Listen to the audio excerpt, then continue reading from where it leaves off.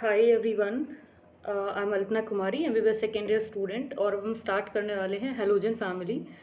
और बहुत जल्द ही हम पी ब्लॉक को एंड करने वाले हैं। आफ्टर हेलोजन फैमिली हम इनर्ट गैस का थोड़ा सा बहुत छोटा लेक्चर होगा, क्योंकि इनर्ट गैस में बहुत ज़्यादा क्वेश्चंस वो पूछते नहीं हैं और है भी नहीं बहुत ज़्यादा इंपॉर्टेंट। बट ठीक है, पहले हम इसको देख लेते हैं क्योंकि ये बहुत ज़्यादा इंपॉर्टेंट है।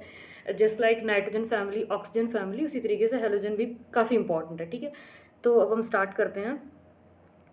इन्होंने यहाँ पे हाँ, उससे पहले मैं लास्ट में इस चैप्टर के लास्ट में भी एक क्वेश्चन करूँगी, उसका आंसर आप लोगों को कमेंट्स में करना है।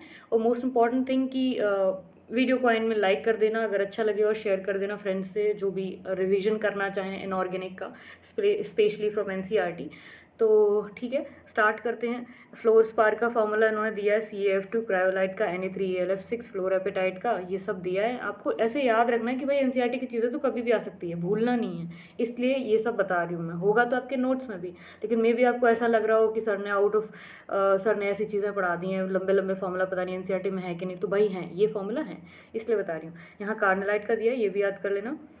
इधर मैंने लिख रखा है कि मेटल के BPMP डाउनवर्ड डिक्रीज करते हैं, और ऑन मेटल्स के BPMP डाउनवर्ड, नॉन मेटल्स के BPMP डाउनवर्ड इंक्रीज करते हैं। यूजुअली ऐसा होता है, तो यहाँ पे भी ये नॉन मेटल है तो BPMP डाउनवर्ड इंक्रीज करेंगे। तो वो तो चलो ठीक है, देख लेंगे। इलेक्ट्रोनेगेटिविटी इस टेबल में वही है, इलेक्ट्रोनेगेटिविटी वगैरह दिखाया गया है, तो हमें पता है फ्लोरीन की सबसे ज़्यादा होती है। और अब हम आ जाते हैं क्या क्या चीज़ें हैं जो बहुत डिफरेंट है बाकी के मेंबर से, फ्लोरीन की, क्लोरीन की, हम सब देख लेंगे। ठीक है, इन्होंने लिख रखा है एटॉमिक आयनिक रेडियाई में स्मॉलेस्ट एटॉमिक रेडियाई है, क्योंकि जब हम लेफ्ट टू राइट जाते हैं पीरियडिक टेबल में तो साइज घटता है, we know, and respective periods में। और क्या लिखा है, due to maximum effective nuclear charge, सबसे ज़्यादा न्यूक्लियर चार्ज लग रहा है, इसलिए बहुत छोटा एटॉमिक रेडियस है। आयनाइजेशन एंथैल्पी बहुत हाई है, they have very high ionization enthalpy due to increase in atomic size. Ionization enthalpy decrease down the group decrease हो रही है। अब हम बात करें इलेक्ट्रॉन गेन एंथैल्पी की, तो बहुत अच्छा सा मतलब ट्रेंड की तरह नहीं है, अच्छा एक्सेप्शन है। फ्लोरीन की क्लोरीन से कम है comparatively, while it should be greater than chlorine. तो स्मॉलर, इसका रीज़न जाता है फ्लोराइड का, फ्लोरीन का बहुत स्मॉल साइज होता है, इसलिए उसकी इलेक्ट्रॉन गेन एंथैल्पी क्लोरीन के कंपैरिजन में कम होती है। तो यहाँ पे इन्होंने लिख रखा है the negative electron gain enthalpy of fluorine is less than that of chlorine. It is due to small size of fluorine atom, as well there are strong inter-electron repulsion in the relatively small 2p orbital of fluorine, thus incoming electron does not experience much attraction. तो उतनी आसानी से वो नहीं लेंगे जितनी आसानी से क्लोरीन ले लेगा, वो लिखा है। Halogen have maximum negative electron gain enthalpy in the respective period y, smallest size in their respective period, and therefore high effective nuclear charge. As a consequence, they readily accept one electron to acquire noble gas electronic configuration. और अब हम आ जाते हैं physical properties. हाँ, इसका colour देख लो पहले। Fluorine का येलो, क्लोरीन का देखो, क्लोरीन का नाम, क्लोर का मतलब ग्रीन होता है, हमें पता है, ठीक है। तो क्लोरीन का नाम यूं ही मतलब क्लोरीन का कलर इसीलिए ग्रीन येलो है, इसीलिए उसका नाम क्लोर वर्ड समझ ही रहे हो, ठीक है। Bromine is red, iodine is violet in colour. उसके बाद यहाँ पे अगेन बहुत अच्छा एक्सेप्शन देखने को मिलता है कि फ्लोरीन की जो बॉन्ड डिसोसिएशन एंथैल्पी है वो बहुत कम है एज़ कम्पेयर टू क्लोरीन। तो उसका अगेन रीज़न वही है कि एक तो छोटा साइज़ है, तो उसके आसपास जितने इलेक्ट्रॉन हैं और रिपल्शन बहुत ज़्यादा लगाएंगे, छोटा साइज़ है तो अकोमोडेट नहीं कर पा रहे हैं, तो इसलिए वो जो बॉन्ड डिसोसिएशन मतलब अनस्टेबल हो जाता है ना, तो बॉन्ड डिसोसिएशन आसानी से बॉन्ड टूट जाता है, तो बॉन्ड डिसोसिएशन एंथैल्पी कम है, काफ़ी कम है। यहाँ पे मैंने लिख रखा है बॉन्ड डिसोसिएशन एंथैल्पी क्लोरीन की, देन ब्रोमीन की, फ्लोरीन की इतनी कम हो गई। देखो फ्लोरीन की हाईएस्ट होनी चाहिए as a trend, but fluorine यहाँ आके रुका है आके। तो इसका मैंने ट्रिक छोटा सा लिख रखा है, कल ब्रेड फ्री आई थी इस टाइप से, मतलब ठीक है, वे ही आपको ऐसे याद रह जाएगा, और तो क्या ही है, ठीक है। यहाँ पे इन्होंने ये दिया है। उसके बाद although electron gain enthalpy of fluorine is less negative as compare to chlorine, fluorine is a stronger oxidizing agent than chlorine. Why? It is due to low enthalpy of dissociation of FF bond and high hydration enthalpy of fluoride, ठीक है। तो ये दो reason आपको ऐसे रटे होने चाहिए कि भाई इनकी वजह से fluorine still is more oxidizing agent than chlorine. तो वजह क्या है कि एक तो इनका बॉन्ड डिसोसिएशन एंथैल्पी कम है, दूसरा हाइड्रेशन एंथैल्पी फ्लोराइड की बहुत ज़्यादा है। अब यहाँ पे ऑक्सीडेशन स्टेट्स की बात करें तो देखो -1 तो इनका शो करना इट्स क्वाइट ऑब्वियस, ठीक है। लेकिन +1 शो करना वो तब होगा जब इनसे ज़्यादा कोई इलेक्ट्रोनेगेटिव एलिमेंट आएगा। अब फ्लोरीन से ज़्यादा इलेक्ट्रोनेगेटिविटी कोई इलेक्ट्रोनेगेटिव एलिमेंट नहीं है पूरी पीरियोडिक टेबल में। सबसे ज़्यादा फ्लोरीन है, तो फ्लोरीन कभी भी पॉजिटिव ऑक्सीडेशन स्टेट शो नहीं करेगा। पॉजिटिव ऑक्सीडेशन स्टेट कौन शो करते हैं? जिनके सराउंडिंग में हम मोर इलेक्ट्रोनेगेटिव एलिमेंट प्लेस कर सकते हैं। तो फ्लोरीन के सराउंडिंग में क्या प्लेस करोगे जो उससे ज़्यादा इलेक्ट्रोनेगेटिव हो? सो दैट लिखा है, मैंने लिख रखा है मोस्ट इलेक्ट्रोनेगेटिव है, so no positive oxidation state. +1 +3 +5 +7 ये इस तरीके के ऑक्सीडेशन स्टेट शो करेंगे, लेकिन बाकी के मेंबर्स, ओके। अब नॉन मेटल्स के केस में आयनाइजेशन एनर्जी भी ग्रुप में घटती है और रिएक्टिविटी, ठीक है। फ्लोरीन, क्लोरीन, ब्रोमीन, सबसे ज़्यादा फ्लोरीन रिएक्टिव है, हमें पता है, लिख रखा है। उसके बाद being the most electronegative it exhibit only -1 oxidation state. कई बार आ चुका है एग्जाम में, नीट में ही, बस वही है कि स्टेटमेंट में दे देते हैं। All halogens are highly reactive, they react with metal, non metal to form halide, ये सब ठीक है। और फ्लोरीन, यहाँ पे ये देखो डिस्प्लेसमेंट रिएक्शन हो जाती है, और ये डिस्प्लेसमेंट रिएक्शन कई जगह मिलेगी आपको, तो ऐसे याद रख लेना है, ठीक है। कि लाइक अगर फ्लोरीन है तो उसके नीचे वाले जितने हैं क्लोरीन, ब्रोमीन, वो उनको ऑक्सीडाइज कर देगा, तो ये X - X2 हो गया। अब क्लोरीन फ्लोरीन को ऑक्सीडाइज नहीं कर पाएगा, ब्रोमीन आयोडीन को कर लेगा। तो ये चीज़ बहुत ही सिंपल है, मतलब आप ये एक तो वहाँ से भी आती है कि मतलब कौन सा रिडक्शन पोटेंशियल, कौन कैसा ऑक्सीडाइजिंग रिड्यूसिंग एजेंट किसके साथ कर पाएगा, तो वहाँ से आता है। बट एक चीज़ याद रखना कि अगर ऊपर वाला लाइक फ्लोरीन अगर ऑक्सीडाइजिंग एजेंट हेलोजन के फॉर्म में है, तो वो अपने नीचे वाले हैलाइड्स को ऑक्सीडाइज करके हेलोजन में कन्वर्ट कर देगा और खुद रिड्यूस हो जाएगा फ्लोराइड में। तो यही दिया है। उसके बाद यहाँ पे क्या दिया है, यहाँ पे इनकी ऑक्सीडाइजिंग पावर दी है। ऑक्सीडाइजिंग पावर की इनकी क्या कैसी है, वाटर से रिएक्ट करके उन्होंने दिखाया है। अगर फ्लोरीन की रिएक्शन वाटर से कराते हैं तो फ्लोरीन इतना ज़्यादा ऑक्सीडाइजिंग एजेंट है, इतना अच्छा ऑक्सीडाइजिंग एजेंट, वाटर को ऑक्सीडाइज करा देता है, ऑक्सीजन में कन्वर्ट करा देता है। सो यू कैन सी कि वाटर ऑक्सीजन में ऑक्सीडाइज हो रहा है। ब्रोमीन और क्लोरीन के साथ अलग केस है। एक तो ये एक तो 0 से ये +1 में भी जा रहा है और -1 में भी जा रहा है, तो ये काइंड ऑफ डिस्प्रपोर्शनेशन रिएक्शन है, ठीक है। और आयोडीन के साथ रिएक्शन मतलब लाइक होती नहीं है जनरली, मतलब वही है कि क्या स्पॉन्टेनियस नहीं है, वाइल ये रिवर्स रिएक्शन है, रिवर्स रिएक्शन ऑफ फ्लोरीन की। मतलब फ्लोरीन वाटर से रिएक्ट करेगा तो ये ऐसे फ्लोराइड और H+ और ऑक्सीजन गैस देगा, वाइल ये reaction just reverse of fluorine. तो आयोडीन के साथ उल्टा होता है, क्योंकि आयोडीन I2 एक्चुअली फिर बहुत अच्छा ऑक्सीडाइजिंग एजेंट नहीं रह जाता है, तो वो रिड्यूसिंग एजेंट I- वगैरह वो अच्छे से शो करने लगता है। तो that is the thing. Most of the reaction of fluorine are exothermic and only 1 oxo acid show करता है HOF, ठीक है। ये थोड़ा ब्लर हो गया है, सॉरी फॉर दिस। और मोस्ट अनस्टेबल है। यहाँ पे देखो इन्होंने एसिडिटी की बात की है, इनके हाइड्राइड्स जो हैं इनकी एसिडिटी की बात की है। तो सबसे पहले ये देखो कि हमें पता है कि इनकी जो बॉन्ड एसोसिएशन एंथैल्पी है HX बॉन्ड की, वो डाउन द ग्रुप मतलब अनस्टेबल होता जा रहा है। स्टेबिलिटी सबसे स्टेबल जो HF बॉन्ड है, मतलब HX बॉन्ड में सबसे ज़्यादा स्टेबल HF बॉन्ड है, तो ये सबसे ज़्यादा अनस्टेबल है। तो मोस्ट अनस्टेबल वाला जल्दी रिलीज़ करेगा H+, ठीक है, तो मोस्ट एसिडिक हो जाएगा। तो हमें दोनों चीज़ें रिलेट हो गई, याद भी हो गई, ठीक है। अब यहाँ पे OF2 O2F2 ये ऑक्सीजन से रिएक्ट करेंगे तो क्या क्या बनाएंगे, तो वही दिया है। OF2 में इसकी +2 ऑक्सीडेशन स्टेट होती है ऑक्सीजन की, और O2F2 में +1 होती है, ये हमें पता है। यहाँ पे इन्होंने क्या देख रखा है, स्ट्रॉन्ग फ्लोरिनेटिंग एजेंट है O2F2 और OF2, बट O2F2 का एक यूज़ है, एंड दैट इज़ अगर हमें कहीं कोई मिक्सचर है, कहीं कोई काम चल रहा है फैक्ट्री में, या कोई ऐसा रिएक्शन हो रहा है जिसमें प्लूटोनियम हमें निकालना है, तो हम O2F2 का यूज़ करेंगे। तो प्लूटोनियम O2F2 से रिएक्ट करके PuF6 के फॉर्म में एक अलग से सेपरेट हो जाएगा, और उससे हम फिर वापस से प्लूटोनियम अलग अलग तरीके से निकाल सकते हैं। तो एक ये यूज़ है O2F2 का, याद रखना, ठीक है। और उसके बाद इन्होंने कुछ अलग अलग ऑक्साइड्स दे रखे हैं क्लोराइड ब्रोमाइड के। इन्होंने लिख रखा है ये Cl2O ClO2 Cl2O6 Cl2O7 और highly reactive oxidizing agent tend to explode, highly reactive हैं, बहुत अच्छे ऑक्सीडाइजिंग एजेंट हैं। Cl2 is a bleaching agent, ये याद रखना है। इसके साथ ही एक बहुत इंपॉर्टेंट चीज़, ये पूरा पैराग्राफ ही इंपॉर्टेंट है।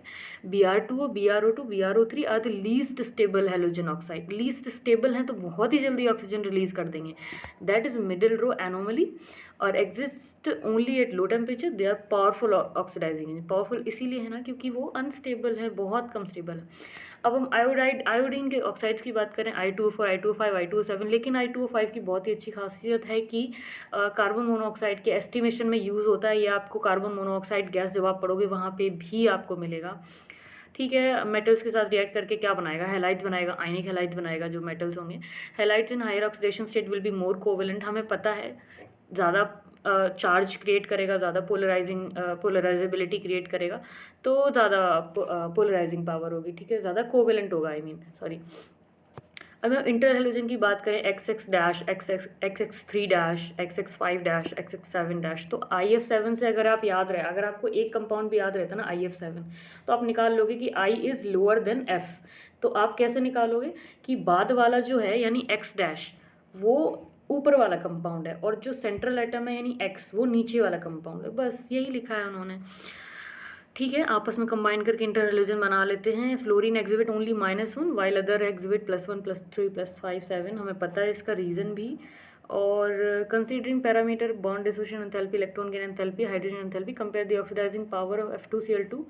ऑब्वियसली फ्लोरीन की अभी भी ज़्यादा है, फ्लोरीन अच्छा ऑक्सीडाइजिंग एजेंट है than chlorine. Give 2 example to show anomalous behaviour of fluorine, that is no positive oxidation state. एक तो ये एनोमलस बिहेवियर है, साथ ही साथ bond dissociation enthalpy quite lower than expected, ठीक है। उसके बाद ये तो थोड़ा ही यूजलेस लग रहा था। अब हम क्लोरीन की प्रिपरेशन की बात करें तो अब हाँ, अब अगर हम सारे तो हम HCl से रिएक्ट करा रहे हैं, क्लोराइड कंपाउंड से रिएक्ट करा रहे हैं, इधर HCl इधर और NaCl, ठीक है। लेकिन अगर MnO2 या KMnO4 मतलब मैग्नीज का कोई भी कंपाउंड लेंगे तो साथ ही साथ रिएक्शन में MnCl2 बनेगा ही बनेगा, ये तय है, ये आप सब जगह देख सकते हो। Cl - Cl2 में चला गया, MnCl2 में चला गया, MnO2 अगेन MnCl2, साथ ही साथ NaCl से Cl2 बन गया, इधर KMnO4 again MnCl2, HCl Cl2 में चला गया।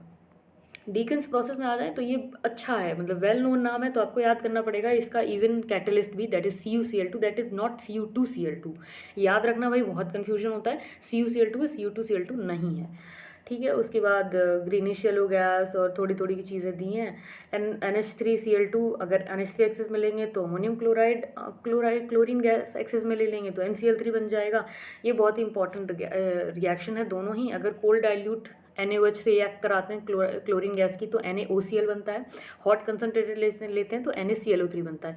अब याद कैसे रखना है, कंसनट्रेटेड वाला अगर लेंगे तो बड़ा कंपाउंड बनेगा, बड़ा कंपाउंड कौन सा है, NaClO3, साथ ही साथ आपको NaCl वाटर तो मिलना ही है, डिफरेंस कहाँ आ रहा है, NaOCl या NaClO3, तो आपको ऐसे याद आएगा। अब ऐसे ही कैल्शियम हाइड्रोक्साइड की रिएक्शन करेगी, calcium hydroxide just like NaOH ना, तो उसी तरीके की रिएक्शन होगी, बट ठीक है कंपाउंड अलग बन रहा है, दैट इज CaOCl का होल ट्वाइस CaCl2 वाटर, लेकिन ब्लीचिंग पाउडर बोलते हैं, ठीक है। ब्लीचिंग पाउडर का कंपोजिशन एक्चुअली इज दिस, ठीक है, याद रखना यार, ये आ सकता है। ये तो ऑर्गेनिक रिएक्शन में पता है, क्लोरीन वाटर मतलब क्लोरीन का वाटर से रिएक्शन, और क्लोरीन का वाटर से रिएक्शन अगर आप पढ़ोगे तो यहाँ पे ये क्या बना लेता है, यहाँ पे हमने अभी अभी देखा था थोड़ी देर पहले, यस दिस वन, क्लोरीन की अगर वाटर से रिएक्ट कराएंगे तो HOCl HCl दो चीज़ें बनेंगी, ठीक है। तो वही अब हम आ जाते हैं कि HCl और HOCl है हमारे पास, तो होगा क्या, on standing loses its yellow colour due to formation of HCl and HOCl। तो हाइपोक्लोरस एसिड जो है ना HOCl, that gives nascent oxygen, that is responsible for oxidizing and bleaching property. तो यार ये इंपॉर्टेंट पॉइंट है कि HOCl जो नेसेंट ऑक्सीजन प्रोड्यूस कर रहा है क्लोरीन वाटर से, वो रिस्पॉन्सिबल है इसके ऑक्सीडाइजिंग बिहेवियर और as well as bleaching behaviour के लिए, याद रखना, ठीक है। Fe+2 को Fe+3 में कन्वर्ट कर देगा, ऑक्सीडाइजिंग एजेंट तो क्या करेगा, ऑक्सीडाइज ही करेगा। SO2 को SO3 में कन्वर्ट कर देगा, SO2 को H2SO4 में ले जाएगा, विद क्लोरीन वाटर है ना, तो इसलिए I2 को HiO3 में, आयोडिक एसिड। अब ब्लीचिंग एक्शन है तो क्या करेगा, कलर्ड सब्सटेंस को कलरलेस कर देगा। यूजेस क्या है, सबसे इंपॉर्टेंट मैंने हाईलाइट करा है, फॉस्जीन गैस बनाने में, टीयर गैस बनाने में, मस्टर्ड गैस बनाने में। इंपॉर्टेंट ये नहीं है कि ये गैसेस बनाने का, इंपॉर्टेंट ये है इनका फॉर्मूला आ सकता है कभी भी, ठीक है, क्योंकि NCERT में दिया है तो पूछ लेंगे ये लोग, CCl3NO2 that is tear gas. अब यहाँ पे ये क्वेश्चन दिया है कि बैलेंस केमिकल रिएक्शन लिखना है, हॉट कंसनट्रेटेड NaOH का डिस्प्रोपोर्शनेशन रिएक्शन है या नहीं है, अगर है तो जस्टिफाई कर दो वाटर, ठीक है। तो यहाँ पे ये डिस्प्रोपोर्शनेशन रिएक्शन है, -1 के साथ प्लस में जा रही है 0 से, हमें पता है। अब क्लोरीन की रिएक्शन अगर वाटर से कराएंगे HCl बनेगा, ये देखो ब्लीचिंग एक्शन, वही रीज़न पूछा है, तो नेक्स्ट क्वेश्चन हमारा ये भी हो गया। 2 poisonous gas which can be prepared by chlorine gas, tear gas, phosgene, mustard gas, हमें पता है। HCl की बात करें तो bleaching effect of chlorine is permanent, हमें यहाँ तक पता है। और कुछ कुछ ठीक है, एक्सचेंज रिएक्शन दिए हैं, आयन का एक्सचेंज हो जाएगा, बहुत खास नहीं है, ये आप लॉजिकली भी बता लोगे। हाँ, तो यहाँ पे लिखा है कि जब HCl रिएक्ट करेगा फाइनली पाउडर्ड आयरन से, तो फेरिक क्लोराइड क्यों नहीं बना रहा है, फेरस ही क्यों बना रहा है? उसका रीज़न है कि हाइड्रोजन गैस जो बन रही है ना, वो एक्ट एज रिड्यूसिंग एजेंट, तो FeCl3 को एग्जिस्ट ही नहीं करने देगी। अगेन वो FeCl3 बनेगा भी तो FeCl2 में जाके ले जाके रख देगी, FeCl2 बनेगा ओवरऑल।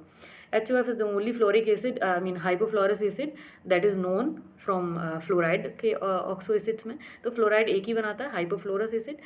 क्लोराइड सारे बनाता है, हाइपोफ्लोरस, क्लोरस, क्लोरिक, पर क्लोरिक। अब ब्रोमाइड और आयोडाइड सब बनाते हैं एक्सेप्ट ब्रोमस और आयोडस एसिड। तो ब्रोमिक मिलेगा, आयोडिक मिलेगा, पर ब्रोमिक मिलेगा, पर आयोडिक मिलेगा।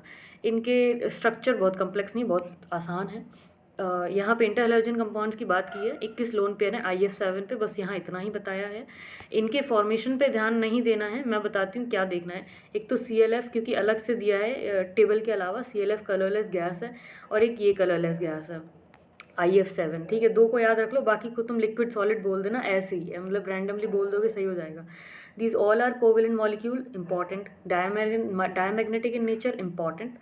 Except CLF, which is a gas. They are volatile solid or liquid. इसलिए मैंने CLF का नाम लिया, ठीक है, क्योंकि यहाँ अलग से दिया है। Inter halogen compounds are more reactive than halogen except fluorine.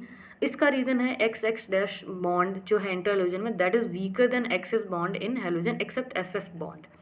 FF bond की बहुत कम होती है, तो कंपेयर टू अगर कोई भी और F का मतलब हैलोजन होगा, इंटर हैलोजन होगा, तो उसकी ज़्यादा होगी।